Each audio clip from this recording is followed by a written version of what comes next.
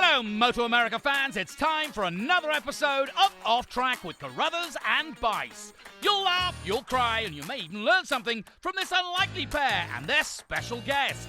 The mic is yours, Paul and Sean.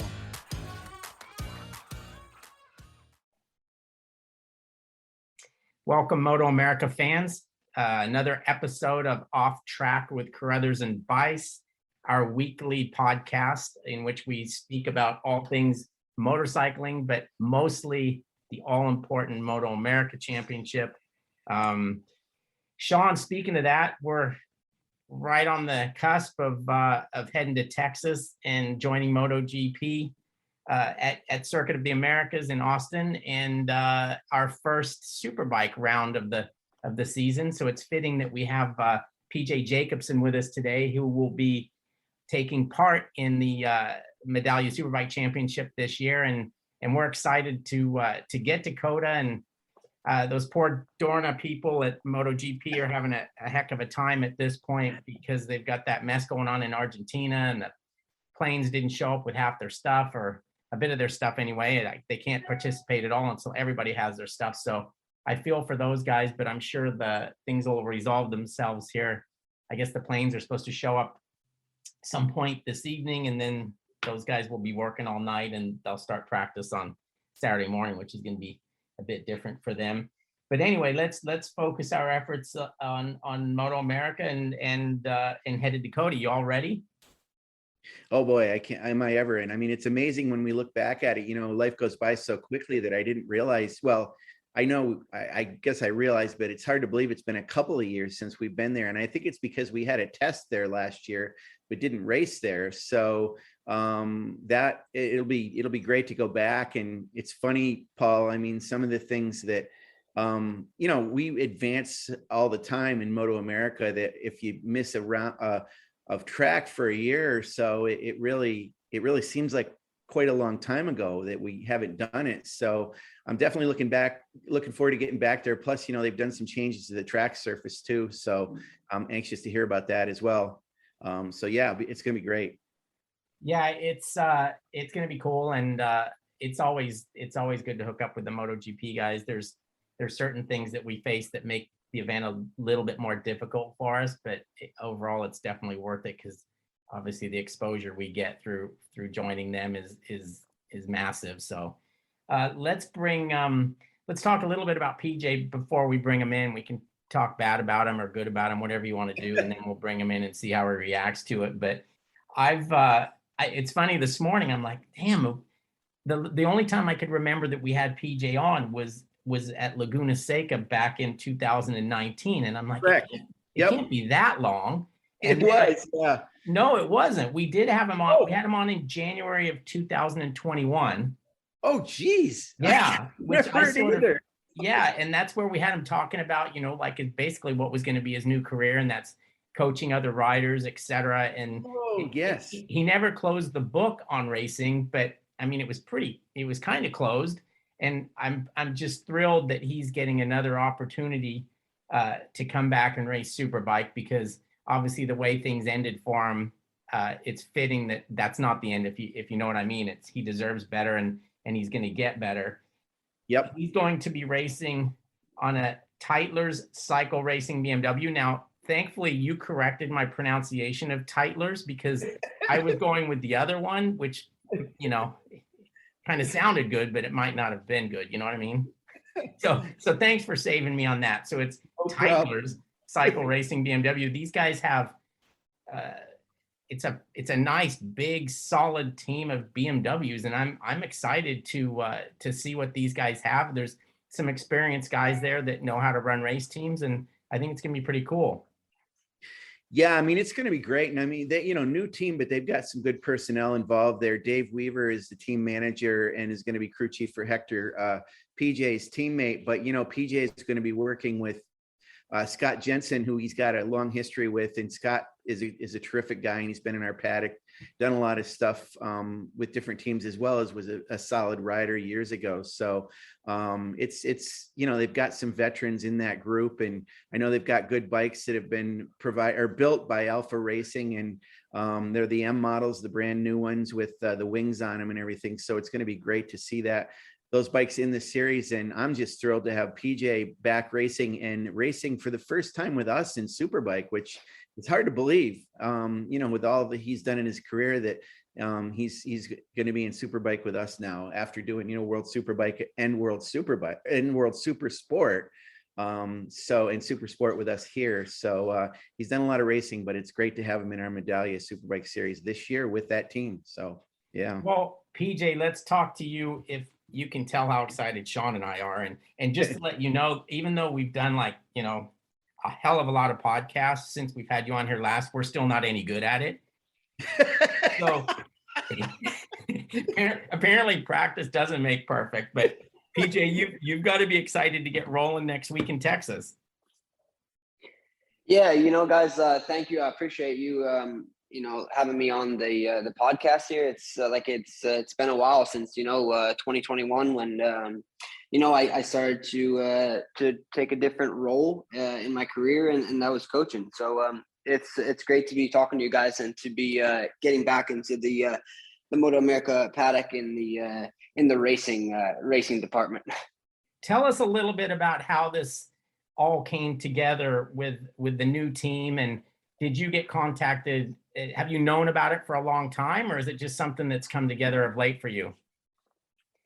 Yeah, I started to speak with a few different teams, at the end of the season, because after the season I had coaching and stuff, it went really well for me. And then I started to get a lot more people interested in the whole coaching thing. But yeah, I was on the other side, seeing the other side, and I've been on the other side of being a motorcycle racer. So it really drove me to wanting to be back in the paddock to race a bike, because it was even though I was coaching, and I feel like I was doing the best job that I could be doing and giving, but it really hurt me on the weekends to be there throughout the whole weekend and just sitting there watching guys that you race against and not being out on the track. It really hurt me every weekend, even though I still liked my job as the whole coaching thing, and it was new to me. But racing's been my life since I've been 3 years old, and to sit back and just watch it was quite hurtful. PJ, I don't want to disparage anything about Sam Lockoff as a rider, because he's a terrific rider. We've seen that, and we could see it even in the past. I mean, he did some good stuff with Westby, and even when he was with HSBK there. I mean, he had an unfortunate circumstance where he'd broken his femur, but you really transformed him. I mean, he's the odds-on favorite to do something with that championship this year. And I mean, he had that win last year against Richie and Sean Dillon Kelly. I mean, can you tell us what it is with Sam, or what you worked with him most? Was it his racecraft? Was it his mind, his fitness? I mean, what exactly did you do to transform him? Yeah, after everything happened in 2020, I was searching for a ride in 2021, and nothing really came about for me. And then, I heard that Sam was going to go to M4, and his dad got in touch with me and a couple other people, Barry from Celtic, and it kind of all came together. And then the whole thing was I was gonna coach Sam for the season, coach him until March, I think it was, for the start of the season, like a winter program. Okay. So that all came together, and then that was my new role, in my career, to do that. So I moved down to Florida basically in January with him, and his dad put a lot of effort, and so did Sam, and that's what you need to do in motorcycle racing. So we were training every day, and that kid was riding supermoto. Or at Jennings, 3 days a week, or training, running and in the gym. So there was a lot to go into his program, and the whole program of that really, made Sam the rider I believe he is now. He's a very smart kid, and he was learning throughout the the whole season. And, when you tell him something, he was doing it. So it was really good. And he listened to me a lot. He also had Jake Zemke at the races as well. But, we'd come home from the races and we'd get right back into training, either riding or physical training on the rowing machine or indoor bicycling or something. So he put a lot of effort in, and that's why I think he has some talent. So that all coming together, I think, really made him the rider he is, and now he has a pretty good opportunity and a chance this season to go for the championship. Yeah, and I want to emphasize that again. I mean, I'm not denying at all that he has talent. He clearly does. You brought it out in him, though, and it's terrific that you were able to do that. What did that do for you, though? I mean, you obviously worked out with him. You kind of kept your eye on the ball in terms of what he was doing, and I know you continued to ride a lot. So, did you step up your program at all with Sam, or did you just have him join in with what you were already going to be doing? I mean, did it prepare you for this season to work with Sam, I guess is the question. I kind of I have a program that I had a program for in 2015 when I almost won the World Supersport World Championship when I was going against Keenan Sofoglu, and I kind of gave Sam that plan. And that's the plan that I still train with, but I've increased it even more this year. Sam, I gave him that training plan, and it really worked for me in 2015 of almost winning the world championship. And I know as a rider, like what worked for me, so I tried giving that to him, and I think that was a huge benefit for him. Okay, PJ, the training and everything aside, and having that program. You've done some testing recently on the BMW. How difficult is it to go from not racing a superbike to suddenly being on a superbike when there's been a gap of you actually being, in competition? Is it as hard as we would think it would be, or is it like they say it's just like riding a bike? Yeah, I mean, I guess it's a little difficult, being away from the racing and being in the mix of things, not racing people for quite a while, but in last year, I did a lot of riding with that kid Sam because I had my own bike that his dad supplied as well. So I was riding just as much as him. And this year as well, I moved down to Florida in December, and I've been riding, and I've been coaching as well, like Supermoto and my Ovali, 4 or 5 days a week. So I've been doing a lot of riding and preparing a lot for this season, especially, because I know I have one last kind of opportunity to do it. And I've been putting a lot of effort into my program this year. Now, you mentioned you have a last opportunity, and it probably does feel like that. Some people would be surprised that you've actually got the opportunity again, because we kind of stopped thinking about you a little bit. It was nice to see you in the paddocks, and we were always reminded that you were there and what you should be doing, but it's really cool that you're getting a chance to do it. Now, tell us a little bit about you've tested the bike. Is it once or twice you've tested it so far? And what were your feelings about like the BMW, because it's obviously probably something completely different than you've ever ridden? Yeah, for sure. I in 2020 when I was riding the Ducati, I saw how fast it was at MotoAmerica, the BMW, and I knew that bike would be quite good, and I've been seeing what they've been doing in World Superbike, and now that the Alpha is a part of the program as well, I knew that this program would be very good, and all the people involved, especially. But we did a first test at Roebling, and everything's been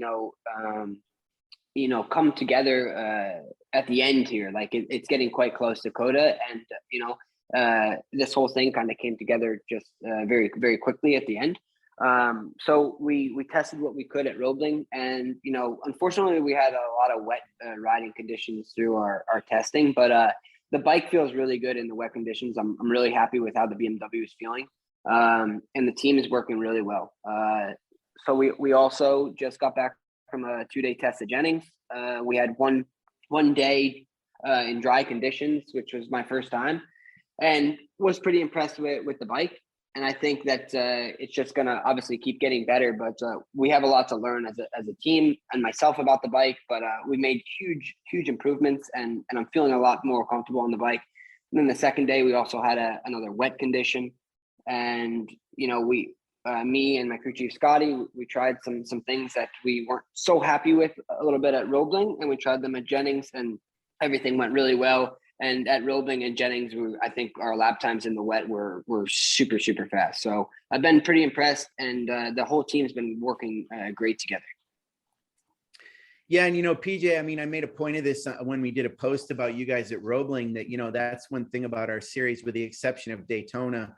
And we don't race superbikes there anyway, and we don't race there on a wet track, but we do race on wet tracks in superbike, and certainly proved that last year at Barber. So going to Roebling and getting some wet track time was certainly beneficial. I mean, maybe not the first day out for a first test, but it's always good to have it. I want to ask you a little bit about your team. I'd mentioned about, Dave Weaver's involved, and obviously Scott's your crew chief. Do you guys have a data engineer, and is it somebody from here or somebody from Alpha? I mean, how does that work? Yeah, we have someone from Alpha helping us with the electronics, and then Dave is there doing that as well, and so is Scotty. So we're all learning, but yes, we have a lot of help, from Alpha on the technical side. So that's been a huge plus, and he was at Jennings, and it was working very well. So it's going in the right direction with everything. And like I said, everything is brand new for everybody. Everyone's new to the BMW, the whole team, everybody. So it's all a working progress. And it's just going to keep getting better and better as we learn more about the bike. Going to COTA, is that a difficult place for you to begin your season, all things considered, or does it not really matter? I mean, you're obviously going in there fairly green with the team, with the bike, with everything. So, I mean, we probably shouldn't expect, fantastic results, but obviously with you and your teammate Hector, I mean, there's good riders, and it's obviously a good bike. So does going to COTA for the first one seem more daunting than it would if we were going to Road Atlanta, or does it make any difference? Yeah, I mean, obviously, yeah, going into COTA, I know the track a little bit, not like too well, but yeah, it's everything's brand new, and the BMW is going to be ridden there, the new bike, pretty much the first time. So yeah, the first session or so, it might take us a little bit to get up to speed, but I don't want to say where we're going to be at or anything. We might surprise people, and who knows, but yeah, sometimes it's hard to go against teams right away that already have their information from past years, so many years of just going there all the time, and they're ready to go for free practice one. So obviously it's not going to be like that for us, but eventually we're gonna, I think, get there in the end, and just keep trying to build towards getting to the front. PJ, you mentioned that you do train on the Ovalis, and we'd run a couple of videos of you. And there's one in particular I want to talk to you about. This is the first I've talked to you about this, but so we did, I don't remember what track you were at, but you were doing a bunch of essentially stoppies going into some of the turns. And I had put in the caption jokingly, top rack who, and some people were like making fun of it, but I know for a fact you weren't doing what Top Rack does, which is just to do a stoppie coming into the garage. You looked like you were working on something. It looked like it was corner entry, maybe something with getting that back end loose and moving it around a little bit. What were you trying to do there? Yeah, the Ovali is always, I'm very strong on the brakes, and I'm always at my braking limit on the Ovali, and if I go past it, obviously I run a little bit wide, or you run off the track. But yeah, I think it's on the BMW, the brakes are very strong on that as well. So I could see at some of these other tracks like that same thing happening for us. And I think that it's just really strong braking, and like Road Atlanta, for example, COTA, you might see that. So I just feel I feel very confident on my little bike, and I think that, you know, eventually on the BMW, I'm going to feel just as confident as that, and probably end up riding the bigger bike like that. So what you do on the Ovale actually translates to being on a super bike. It's a good training bike for you for that. Then it sounds like, right? Yeah, you know, just like going fast on the super bike and stuff, you know, you're going to be at your limits and your braking limits and stuff. And the brakes are very strong on our BMW super bike. So, I mean, you know, that's what's going to probably end up happening in the, you know, the tighter corners where you really have to get the bike stopped. You know, one thing, PJ, I know about you, or at least I think I know, is I think it seems like you like the color black quite a bit. And the Roebling Road test, it was interesting to see that you were there on a obviously completely all black bike. And as I understand it, since you've actually been a Revit customer for a few years, Revit leathers, you were wearing a set of leathers from a few years ago. And so kudos to you that you can fit in those. I know your training probably makes that so it's not that surprising, but for somebody like me, I would never want to try that. But the fact that you were all black at Roebling Road and all black in your leathers was a cool look. But do you have any idea what delivery of the bike is going to be? It's obviously not going to be like that, but you sure did look like Darth Vader at that race, at that track testing. Yeah, for sure. I kind of weird guy. I don't really like colors too much. So yeah, I like the black and gray kind of look and gold, and I don't know, that kind of like darker look. But yeah, I'm not really sure. Like you have to just get surprised at Coda and see what the team comes out with. Yeah, and tell us, those leathers are from when? When did you wear those? I think I had them made. The leathers I was wearing. Actually, I think they were made in 2019, because I was actually supposed to possibly replace Lafferty on the Ducati at Laguna, but I didn't, because he ended up riding because he was still fit to ride. That's so cool. Yeah. Okay, so let's talk. Go ahead. I don't really like grow much, you know. I'm stay the same size. Yeah, small. Yeah. So speaking of small, he's also small, but let's talk a little bit about your teammate, Hector Barbera. Do you have any knowledge of him before? Did you know him when you were in Europe at all? Or is this kind of a first meeting, in MotoAmerica? Yeah, no, I just know obviously his name and his past and what he's done and everything. But yeah, that was my first time meeting him at the Roebling test. And I didn't really meet him last year just because we never really, I guess, we're in the paddock, but we weren't in similar situations, I guess.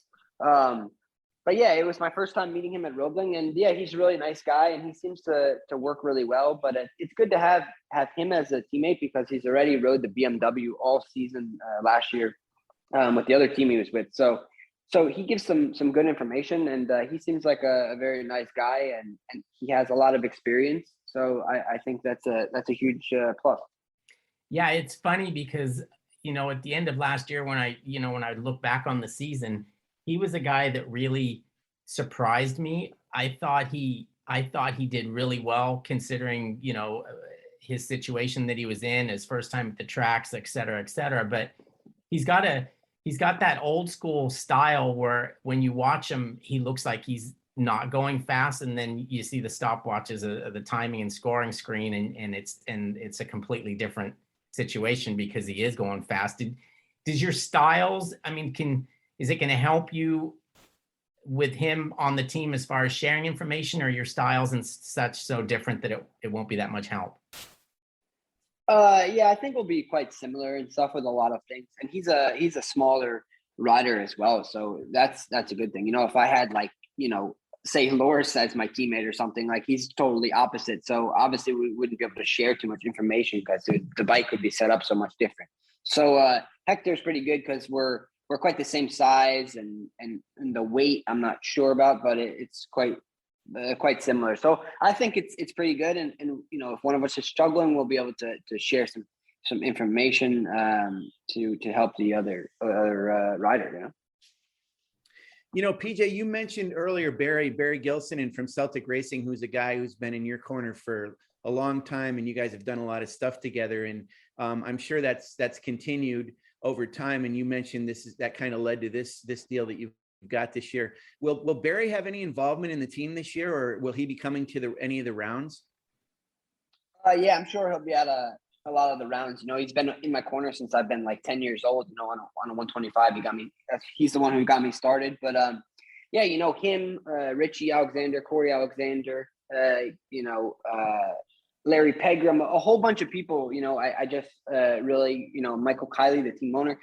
I just want to thank everybody for you know, believing in me and giving me this opportunity, because, you know, a lot of people's names, even that I haven't mentioned, really pushed me forward on this whole deal. And I was just like, it's very positive to get talked about and my name pushed forward to say, hey, you know, he's one of the riders that you should be looking at. So I'm very appreciative of all these people for believing in me. Yeah, and you know, I want to talk about the team a little bit, because I'd been following it for a little while, and, you know, talking to Michael Kiley a little bit. You mentioned a little bit Corey on that side of the equation, and it took me a little bit to understand. So the Superbike team is Hector and you, and it's called Tytlers Cycle Racing. Then there's Corey Alexander and Travis Wyman on Tytlers Cycle Ride HVMC Racing, and they are also going to be racing all season in Superbike, but they will be racing on stock 1000 spec bikes, and they're also going to race in stock 1000. So it's not quite like last year when they would race those bikes for Superbike Cup. They're actually going to be competing in 2 Superbike races every weekend on those bikes, as well as 1 or 2 stock 1000 races, depending on which round. So, and they will be there at COTA as well. So the team is going to have 4 riders on BMW M1000Rs, 2 Superbike spec machines that you and Hector are riding, and then 2 stock 1000s. So as I understand it, you guys have kind of been testing. You've been at Roebling, Jennings, you mentioned, and Corey and Travis have been out at Chuck Wallace. So it sounds like there's 2 transporters. Dave Weaver's handling the one side. Richie Alexander is handling the other side, Corey's uncle. And then you guys are going to kind of come together at COTA. Have you guys gotten together as one big giant team yet? It sounds like no. No, we haven't, but Right. There's been, you know, a lot of probably information shared and stuff like that. So, you know, everyone's speaking and well aware of everything that's going on. But yeah, it's, you know, we're all come together at COTA, and then from there on, we'll probably, you know, start to work together again and, you know, just get everyone together and keep moving the whole program forward. All right, PJ, I got a question for you that's kind of silly. Did anyone call you about a baggers ride? Good question. Yeah, actually, I got a couple of offers on the bagger rides, but they were, you know, in November time. Right. So yeah, I got a couple offers on those. Yeah. What do you think? You've obviously been watching them. I mean, it surprised me with how good it is and how fun it is to watch, and it looks like the guys have a good time riding them. Is that kind of what you come away from with feeling about that? Yeah, you know, I think that's really good, you know, for Harley and Indian and the series. And that's, yeah, another class that's I guess a totally different kind of focus. But yeah, just as of right now, yeah, I'm not really like, you know, keen to ride in that class. Like I'm more, you know, focused on that. I want to ride in Superbike and you know, try to get myself back up to where I know I can be, and just finish some unfinished business in my career that I think I've just left behind. Yeah, and you know, PJ, I'm going to speak for you a little bit on this, because I know you're well thought of in the paddock, and there are so many teams I know that have approached you or asked about you, and I know that you're a purist a little bit about what you want to do, or at least you've got a pretty narrow focus, which is terrific, because it's gotten you to where this is going to be a Superbike ride this year. And you know, to your point and to what Paul said, I mean, there were some other rides that you could have taken, but you've been selective because you know what you want to do, and it's great that you're going to be able to do it this year. One thing I don't know the answer to, and I kind of think I do, but I want to ask you this. Have you ever raced at COTA before? No, I have not raced at COTA before. I've only rode what is it, an FJ 1200 there, because I was supposed to possibly go ride that Australian oh yeah thing Yeah, that Australian vintage thing. I forgot. But yeah, I rode there for like 3 days on that bike. It was pretty fun, and I got to know the track quite well. But yeah, that's the only time I've been there. I've never raced at Coda. Yeah, that was the thing with PJ, you're PJ, with Jason Pridmore and JP instead of PJ actually, and that's what threw me off. And also Josh Hayes. So that's interesting that you were going to be involved in some of that as well. That's a different type of motorcycle too, man. That's a lot of muscle. I guess they're fast, but you have to muscle those babies around a little bit, and there's no electronics from what I understand on them. But boy, you've ridden a lot of different things or had offers to ride a lot of different things. But this is terrific that, you know, you're back on this M1000 RR Alpha Racing built, and from what I understand, pretty close to what they're running in World Superbike. Is that what you understand as well? Yeah, it's pretty similar to I believe the spec World Superbike. So it's a for real package, and that's why I think, you know, once the team gets to know the bike a bit more, I think it's just going to keep on, you know, getting better and better, and we just got to keep improving. You know, there's you have bad days and good days, and you just got to keep on moving forward. Yeah. So one more question I want to ask you about this going into this year. So we don't know what the livery is going to look like yet. You would hope for a little bit of black and gray or gold or whatever, but we know BMW colors are interesting too. Do you know, it sounds like I saw from the test that Steve Weir is there. He's with an organization called Weir Everywhere Racing. And I think he's a consultant for BMW North America, but we see him bopping around the track everywhere. I mean, he worked pretty primarily with Travis Wyman, but heck, I saw him with Jeremy Cook last year working on his electronics. So he kind of goes around and gets involved in a lot of the teams. Is he that same role with you guys? Is he considered an actual member of the team, or was he at Roebling to consult, and will he be in and out of your team during the season this year? Yeah, I'm pretty sure that he'll be in and out of both.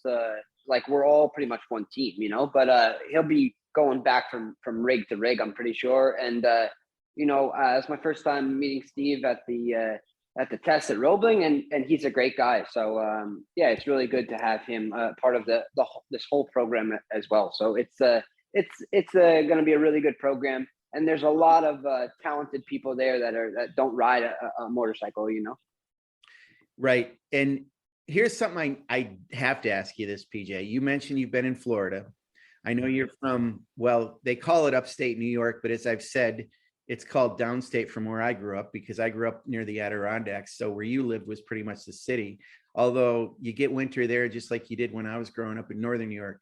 So did you do any ice racing last year? Probably not if you were in Florida. When was the last time you ice raced? Yeah, I haven't done any ice riding in a long time, actually. It's been a couple of years, to be honest with you. I used to love to do that all the time, but I'll tell you what, like, once you get to warmer weather, and you get out of the snow, you just question yourself, like, why am I living in New York where it's freezing cold? So that what you're saying is, I get it. I mean, heck, snowmobile in the winter because, well, what else are you going to do? You ice rode because you want to ride a motorcycle, and that's what was going on outside. You know, of course, you were able to hone a lot of skills with doing that, and there's some benefits to doing that kind of racing. But if you had your choice, you'd prefer just to go out on a kart track on a volley or supermoto bike to ice racing. Is that kind of what you're saying? Yeah, pretty much. I mean, you know, like when you come down here, like, you can just get so much more training in, and I can be at the kart track, you know, like almost 7 days a week if I wanted to. So I can be riding my supermoto bike, the volley. You know, you can be bicycling down here, swimming, running, like everything. It's pretty much, you know, you pretty much have everything. Like, it's the same as, you know, California or something. If you go there for the winter, like, you have the weather to do everything. And, you know, New York kind of shuts you down, and you do more indoor training, and then, you know, you're freezing cold riding an ice bike. So yeah, I think I prefer being in a warmer area. Yeah, I can understand that. I think Paul does too, right? Paul's from San Diego or San Clemente now. Yeah, I don't like to be cold at all. I'm kind of bummed today because it's cloudy and it looks like I might have to put long pants on. I don't even like doing that. So I'm a real wuss when it comes to being cold. Like I always the ice riding looks so fun when I see it. And then I think, man, I don't know. I think I'd be a little cold doing it, but it sure looks fun, especially that stuff they do in Wisconsin. And Paul James from Harley Davidson's big in it. And there's like this endurance race they do that the course looks like it has like 100 corners in it, and it just looks like a lot of fun. But I always get invited to go, but so far I haven't. I haven't figured that I want to be that cold yet, but maybe one day. But anyway, we're gonna go ahead and cut PJ loose here. Let him get out and get training. And PJ, we're really pumped that you're going to be part of our series this year. It's going to be exciting that you're in the big boy superbike class. I think you'll fare well. I think that team's going to be exciting to watch because there's going to be a lot of improvement from race 1 to the last race of the season, obviously. So congrats on getting that ride. And yeah, we look forward to seeing you next week. Yeah, thank you guys so much for having me on, and I'll see you guys at COTA. Sounds good, PJ. All right, bye guys.